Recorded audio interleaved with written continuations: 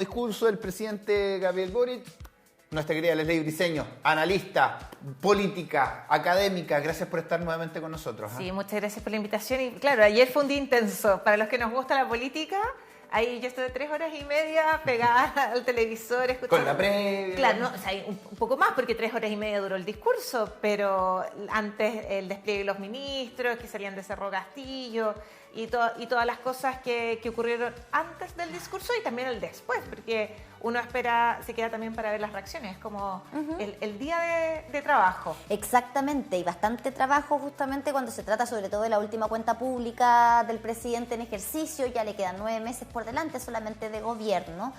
Hablamos alguna vez del síndrome del pato cojo, lo que pasa con el gobierno que va de salida, pero en la práctica, y esto ha llamado la atención, tras la cuenta pública de ayer, la encuesta Cadem arrojó un dato interesante. Subió la aprobación del presidente en 5 puntos.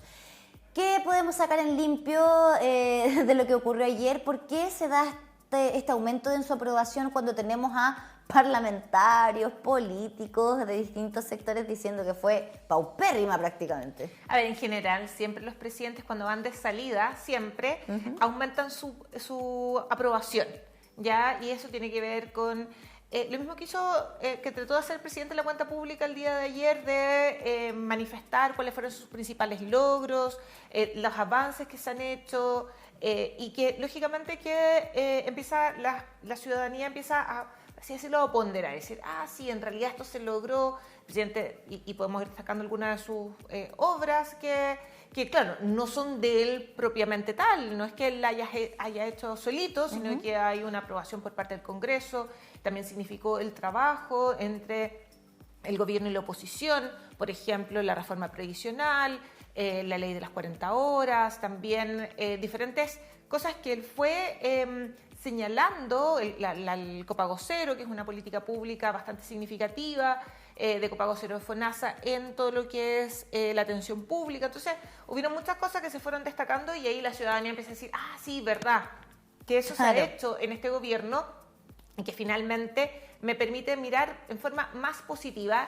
Y ese aumento de los 5 puntos, claro, uno puede decir, está dentro del margen de error, y efectivamente puede pasar de estar dentro del margen de error, pero sí es un aumento que probablemente vamos a ir viendo a medida que se vaya acercando el fin del gobierno y que se va a hacer más paulatino y probablemente, a no ser que ocurra alguna situación puntual, va a ir manteniéndose en el tiempo. Y ahí vamos a ir dando cuenta que o podríamos entender que hay un aumento en la aprobación del gobierno. Y además también en medio de todo esto, con el nacimiento de su primera hija, por supuesto. Entonces también a lo mejor está reflejado Sí, porque... el tema emocional. Claro. Probablemente, si uno mide la aprobación del presidente después que nazca su hija, probablemente va a aumentar también. Y mucho más si es que el presidente postea una foto de la guagua o hace algún comentario en torno a... Claro, hay un tema de lo emocional y de lo emotivo finalmente. Leslie, para ti, como analista política, ¿fue un discurso político, un discurso de balance? ¿Cómo se categorizaría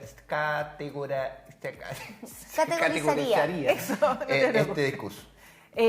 A ver, es el último discurso presidencial y generalmente los discursos tienen una lógica de balance. O sea, porque es la última instancia donde más allá, oficial, porque más allá que el presidente probablemente va a dar un par de discursos más, probablemente va a dar entrevistas en los medios de comunicación, especialmente cuando ya se acerque el fin de su gobierno, pero esta es la última instancia en que el presidente se dirige a la ciudadanía en forma directa en el Congreso Pleno, donde entrega la cuenta pública y cuenta lo que se hizo.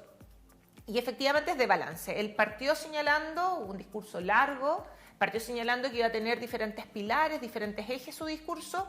Habló de seguridad, lo que se ha hecho y lo que se pretende hacer. Habló también de temas económicos, habló algo que podemos conversar después, que el tema hacia las regiones, que quedó bastante al debe, pero claramente que trató de hacer un balance y de proyección de lo que falta por hacer en estos meses, que son muy poquitos, 9 meses, y que en general nos encontramos con que la ciudadanía empieza a ya mirar lo que es la elección presidencial. Y la ciudadanía es ya se nos olvida la gestión presidencial, se nos olvida lo que hace el presidente, Y el presidente necesita estar en la última instancia para centrarse y enfocarse en lo que se ha hecho propiamente tal y lo que se pretende hacer. Entonces, claro, si lo quisiéramos poner en una categoría, es un discurso de balance más que un discurso propositivo.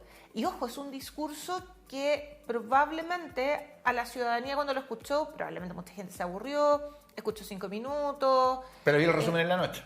Dio el resumen en la noche, el resumen ejecutivo, acotadito, pero en general es un discurso que está dirigido hacia el mundo político, no es un discurso que está dirigido hacia la ciudadanía común y corriente. Bueno, por algo se hace en el Congreso. Exacto. Y es el Congreso Nacional el anfitrión. Sí es. ¿No? Por algo da la partida al inicio el diputado Sandón. El senador. El senador Sandón, ¿verdad? Sí. Presidente del Senado. Anfitrión, el presidente de la Cámara, entonces, claro. Polémica que llegó. Ese es el contexto. Exacto, de hecho, la cuenta pública está en la Constitución. O sea, hubo bastante debate, bueno, ¿y qué es lo que pasaba si es que nacía la guagua en ese día? Pero tenía 38 semanas. Claro. O sea, hubiese sido una situación extrema. Pero preguntarte, Leslie, antes de ir con la deuda que para muchos quedó con respecto a las regiones y particularmente la región del Biobío, que es lo que nos convoca, ¿verdad? Puntos importantes, puntos altos de lo que pasó o bajos para otros. La salida del diputado Lavé y el candidato Johannes Kaiser, sí. Cuando se habla de aborto, que parece el punto que dentro de los cuales más se generó polémica, no además también de lo que mencionó respecto del penal Punta Peuco. Así es. Pero ahí tenemos la salida. Ahora, desde lo personal, me interesa también el análisis que puedas hacer respecto de qué señal entrega que un candidato presidencial se retire de un acto tan republicano y tan propio del ejercicio del presidente de la República como la cuenta pública. Eso, por una parte. Y por otra, bueno, la presencia también de algunas diputadas del Partido Social Cristiano con los pañuelos celestes que son pro vida. Y con una bandera. Y con la bandera de Israel, entendiendo el contexto que se vive también de, digámoslo, el genocidio en Palestina, particularmente en la Franja de Gaza. Eso. Es que son muchas cosas, porque, a ver, pensemos que todo este tipo de actos, claro, uno espera la solemnidad del acto republicano, ya uno espera la solemnidad del acto republicano, el respeto, pero en general, en los últimos años, han habido ciertos símbolos y ciertos actos que si bien siguen siendo dentro de lo republicano, que en general uno podría decir, bueno, ¿y esto tiene o no tiene que ver en la cuenta pública? Vamos a partir incluso con la llegada del presidente, lo comentábamos antes de salir. El presidente llega y en la comisión de pórtico están miembros de ambas cámaras saludando al presidente y algunos les entregaban un sobrecito con una cartita, abrazos muy efusivos, y que uno, claro, espera que efectivamente el presidente salude a la comisión de pórtico, pero que le estén entregando cosas en el sentido de cartitas, incluso ya dentro del Congreso, hubiera alguien que me da la percepción que le entregó hasta un regalo. Entonces, ¿sabes que eso como que en algún momento, se daba con temas muy serios? Sí. Yo le entregué una carta al presidente porque hay un tema importante que al que no se ha referido. Me da la impresión que ayer fue como la entrega al recuerdo del colegio, o sea, cuando uno... recuerdito para un poco, claro, ¿no? Claro, entonces uno ahí se pregunta cómo ha ido disminuyendo la solemnidad de un acto republicano. El hecho de que además también nos encontremos con situaciones que son esperables y ojo, no pasan solo en Chile, esto de que se pare la gente, que se vaya o que haga que griten, que haga algún tipo de manifestación, no es privilegio de nuestro país, ocurre en todas partes del mundo. Entonces, y ojo, el año pasado ya había ocurrido cuando el presidente anunció que se iba a enviar un proyecto de ley de despenalización del aborto, lo que se conoce como el aborto libre, y ya en ese momento se habían levantado diferentes diputados, diputadas, senadores, senadoras, y se dejaron la sala. El año pasado, en esta misma fecha, estábamos conversando exactamente lo mismo. Así que era de esperar que ocurriera una situación así, como también era de esperar que hubieran miembros del Congreso con los pañuelos azules y también con pañuelos verdes. Sí, hubo también. Ya hubo también. Hay que pensar que este tema de la discusión del aborto es una discusión que surge cada cierto tiempo en nuestro país y que lógicamente genera animadversión porque es una temática que es compleja, ¿ya? Y es compleja porque tiene... Es valórica. Valórico, y la agenda valórica tradicionalmente es algo que cuesta colocar en la discusión pública, probablemente no solo en nuestro país, sino que en muchos otros. Particularmente en un país conservador como el nuestro. Exacto, entonces no llama la atención tanto que Johannes Kaiser, diputado, se haya retirado de la sesión del Congreso Pleno, también con el diputado Lavé, y que haya habido diferentes manifestaciones, por ejemplo, de la diputada Francesca Muñoz del Partido Social Cristiano con el pañuelo celeste colocado en el cuello. Claro, pero ella se queda. Ella se Y queda. creo que también es una señal, ¿no? Democrática. Exacto. O sea, las formas uno las puede cuestionar, las puede analizar, pero sí hay un mensaje acá claro. Y ojo, que ambos son candidatos presidenciales. Francesca Muñoz, recordemos que es candidata presidencial por el Partido Social Cristiano, y Johannes Kaiser por el Partido Nacional Libertario, y que finalmente eso nos señala y nos indica de que de una forma u otra buscan, por un lado, hacer un punto, pero también generando polémica y haciendo un llamado de atención. Y buscando prensa también. Exacto. O sea, también pensemos lo que ocurrió con Evelyn Matei posteriormente, que no hubo, o sea, solamente los candidatos presidenciales que estaban presentes son los que son diputados en ejercicio. Claro. Porque estaba Vinter, estaba la Francesca Muñoz. Bueno, que criticaron que Vinter estuvo en el pórtico. Pero fue porque él lo pidió. O sea, la comisión de pórtico no es por sorteo, no es democrática, sino que es alguien que dice, yo quiero estar. Y si ellos hubieran dicho, yo quiero estar, también habrían estado.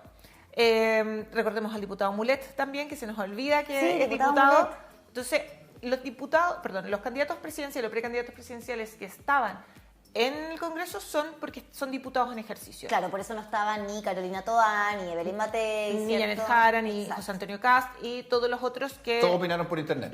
Claro.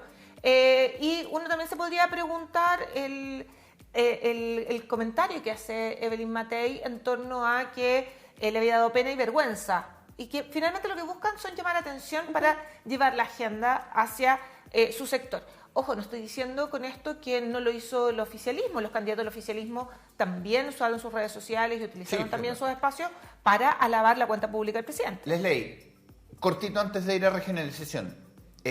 Sorpresas. Punta Peuco, me imagino. Sí. El bloqueo a productos que vengan de Israel. Cisjordania. Sí. Me imagino que son los dos puntos sorpresa en esta cuenta pública, ¿no? Claro que sí. O sea, Punta Peuco yo creo que nadie se lo esperaba. Si bien... y probablemente era un anhelo de parte del oficialismo hacer un anuncio de ese estilo, claramente que no era uno de los temas que podría haber salido de las conversaciones que escucharon previamente, porque los ministros van dando señales. O sea, esto no es una cuestión de que no es que todos nos sorprendamos, sino que hay cosas que ya se han dado señales en el último tiempo, y los ministros por eso se despliegan un par de días antes y empiezan a tirar luces Claro. donde puede ir. Pero lo de Punta Peuco claramente no era algo que hubiera sido discutido previamente, y que probablemente fue una discusión más interna que se mantuvo más en el círculo cercano al presidente, obviamente ministros, etcétera, porque hay una vinculación ahí con el ministro de Justicia, que tiene que tomar decisiones, hay que instruir a Gendarmería y hay que hacer obviamente una serie de reformas y de modificaciones para que Punta Peuco empiece a albergar a delincuentes Arreos de cualquier de acuerdo a lo que condición. Gendarmería establezca, porque Sí. eso es lo que dijo el presidente. No es que se vaya a cerrar, sino que se va a transformar, se va a abrir para que vayan, que Gendarmería determine cuáles son los prisioneros que tienen que estar en esa cárcel. Sí, me parece importante hacer el punto respecto de lo que pasa con Punta Peuco el día de hoy. Son 140 personas las que están ahí, ¿cierto? Privadas Sí. de libertad, pero ojo, que cada una tiene un dormitorio unipersonal. Tiene unas cabañas, creo. individual. Sí. O sea, no son compartidas. Y mucho se apela al argumento de que son personas ya adultas mayores. Adultos mayores hay en las cárceles, En todas, claro. En todas las cárceles en del país. todos los penales del país. Y los adultos mayores que están cumpliendo su condena en los penales que no son Punta Peuco están compartiendo celda, probablemente en situación de hacinamiento extremo. Se han enfermado. ¿Verdad? Enfermos también, muchos de ellos cursando Sí. alguna patología. O sea, La discusión debería de ser de cómo mejoramos las condiciones carcelarias de nuestro país.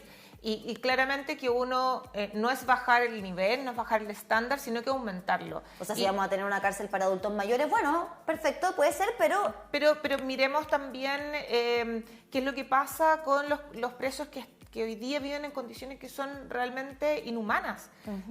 Muchas veces se ha hablado sobre el tema de que las cárceles son la universidad de la delincuencia y que efectivamente ocurre eso. Entonces, si vamos a mirar las condiciones de vida de la gente que vive, de la población carcelaria, tenemos que, obviamente, mirar todas las condiciones. Y efectivamente el caso de Punta Peuco, que probablemente tiene que tener algún tipo de limitación o de problema, pero claramente están en mucho mejores condiciones que el resto de la población carcelaria. Entonces, lo que está hablando el presidente también es, no solamente es abrir Punta Peuco, y yo me imagino que también, a partir de lo que él señala, que es Gendarmería quien va a determinar, de acuerdo a las características propias de los delitos, quiénes los pueden estar en Punta Peuco y quiénes no. Es verdad. Bueno, pasemos a regionalización. Algo que sabemos ha estado bastante cuestionado, incluso desde la gobernación regional acusaron no recibirlo. Acá Sergio Yacaman, a través de un mini comunicado, ¿qué pasó con las regiones y este discurso? Bueno, en general las regiones quedaron al debe. O sea, si pensamos, el discurso no es que se haya centrado 100% en Santiago, sí. El análisis general del presidente era un análisis a nivel nacional, donde el presidente buscó entregar cifras macro en un principio. Pero ya cuando empiezan los anuncios, que muchas veces uno lo que más espera, qué es lo que se va a anunciar, en general nos encontramos con que hubo situaciones, cosas puntuales que él mencionaba, donde se destacaba algo en torno a una región específica, pero claramente lo que fueron los anuncios más importantes, como por ejemplo el metro al aeropuerto, como también, por ejemplo, el aumento de la flota de buses eléctricos, se centraron en la región metropolitana y nosotros como regiones nos quedamos mirando así con cara de, bueno, ¿caerá algo más para las regiones? ¿Buses eléctricos? Sí. Buses eléctricos sí, pero fíjate que se va a aumentar en la región metropolitana de 2.500 buses eléctricos, se va a aumentar a 4.400 y en regiones el número es mucho más. Como 30. En regiones son 100, o no recuerdo exacto la cifra, pero son un poco más de 100. Pero aquí eran como 35.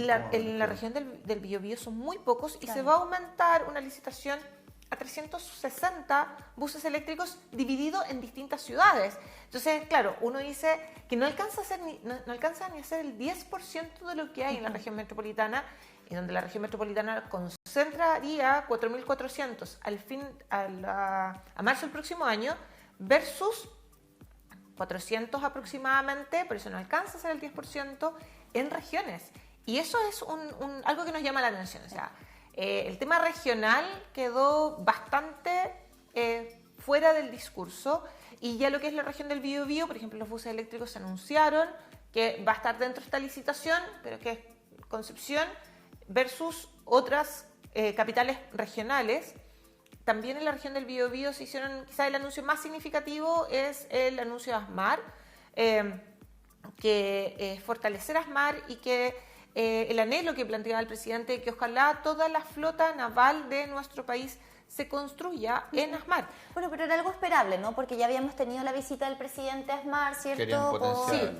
O sea, ya como que habían luces de que algo podía venir importante para ASMAR. Y que también está dentro de lo que sería el plan de fortalecimiento industrial del Biobío. Del cual no habló específicamente. Del cual no habló, exactamente. Entonces, o sea, ahí también hubo una deuda, ¿no? ¿Qué pasa con el desarrollo económico de la región? ¿En qué está el plan de fortalecimiento industrial? ¿Se está participando realmente en él?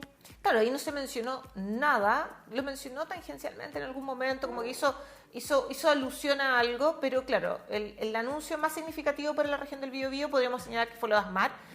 Sin embargo, claro, uno esperaría que hubiera habido alguna mención más explícita en torno a, ojo, ¿cómo queda el plan de fortalecimiento del Biobío después que se retiran la mesa principal? La mesa principal, porque se retiraron la parte industrial, se retiró el gobierno regional también, y la conversación es, bueno, ¿con quién se está dando? Quedaron hablando solos. Claro, esa es la sensación. Esa es la sensación, porque solamente estarían reunidos dentro de la mesa la gente del gobierno. Y uno dice, bueno, ¿se puede dialogar? Y en fortalecimiento, bueno, en tema del fraccionamiento, más bien dicho, ya se lo que sabemos, que se está discutiendo, se va a discutir y el presidente señaló, dijo, sí, tenemos que discutir el tema de la merluza, que es donde es la única pesquería que no hay acuerdo, debido a lo que todos nosotros ya sabemos, pero no hubo un anuncio significativo. Os vamos a insistir en... Claro, o sea, pensemos que la región del Biobío, una de sus fuentes importantes de ingreso y del polo de desarrollo es la industria pesquera. Leslie, nos alcanza el tiempo lamentablemente, pero antes de despedirte, siendo una analista política nacional e internacional, académica y de la región del Biobío, no perdamos la mirada territorial. ¿Qué nota le ponemos? Además porque es profe. Del 1 al 7, ¿qué nota le ponemos a esta cuenta pública? Oye, yo con suerte alcanzan 5. Con suerte. Bueno, para mí es alta nota. Con suerte alcanzan al 5. ¿Por qué? Porque fueron, primero, por temas regionales. Creo que ahí quedó al debe y hubo varias cosas que uno esperaría, ojo, no solo para la región del Biobío, Sí, sino que para todos. muchas otras Claro, regiones más. claro. También lo otro que el presidente falló en construir ese relato que se requería para poder, para cerrar adecuadamente su cuenta pública. Y, si bien hizo al principio unos mea culpa de las cosas que no se consiguieron, faltó una mayor profundidad en esos temas. Y lo otro que también yo creo que es una crítica importante es que el presidente debió de haber utilizado este espacio para hacer un llamado mucho más de unidad y de comentar las cosas que se pueden hacer todavía. Hay una agenda política, una agenda legislativa que todavía está al debe, no solamente en materia de seguridad, que nosotros hemos discutido muchas veces, pero también en temas concretos de las cosas que espera la ciudadanía. Y ahí claramente el presidente podría haberlo trabajado y profundizado mucho más. Sí, sin duda, y sobre todo también cuando habló en materia de salud y los nuevos hospitales, no una referencia a los 4 hospitales que tenemos acá en crisis y que no todavía ha no avanzado parten. nada y no tenemos tampoco una respuesta concreta de lo que va a pasar. Ley Briceño, analista política y académica de la Universidad del Desarrollo, conversando con nosotros lo que fue el último discurso oficial, digamos, protocolar del presidente Gabriel Boric. Gracias. Muchas gracias a ustedes. Nos vemos en la próxima. Si ustedes sí, los vemos a la vuelta de esta pausa comercial. Son las 10 de la mañana con 3 minutitos. Nos separamos brevemente y ya regresamos.